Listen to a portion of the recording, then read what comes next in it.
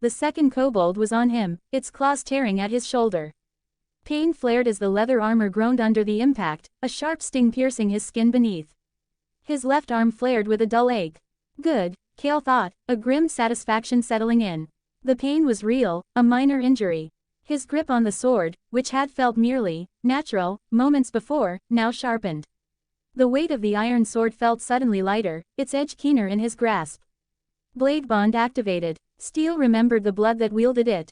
He parried the kobold's next wild swipe with an almost fluid motion, the iron blade meeting bone with a jarring clang. His counterattack was faster, more precise than before. A rapid thrust pierced the kobold's chest, silencing its snarl as it crumbled to mist. Cael pulled his blade free, a faint warmth spreading through his injured arm, not from healing, but from the heightened connection to his weapon. This is different, he mused, flexing his left hand. The dullness he sometimes felt when uninjured was gone, replaced by a subtle, almost electric hum. He retrieved the magic stones, tucking them into his pouch. He continued deeper, the dungeon's pressure increasing with every meter. He passed a few other adventurers, mostly in small parties of 2 or 3. A group of female adventurers, clad in light chainmail and wielding daggers, paused as Cael walked by. Their leader, a tall, agile girl with short black hair, observed his calm stride and the fresh monster mist in the air. "He's moving alone," she murmured to her companion. "And that look, he's barely even breathing heavy." Her eyes lingered on his focused expression. "Cool," her companion whispered, a slight blush on her cheeks. Cael heard their whispers, but gave no indication, simply continuing his path. Such observations were becoming common. He found himself in a wider chamber, its walls riddled with cracks. From these fissures, the true terror of the second floor emerged. Lizards. Lean, reptilian monsters with powerful limbs and sharp, darting eyes.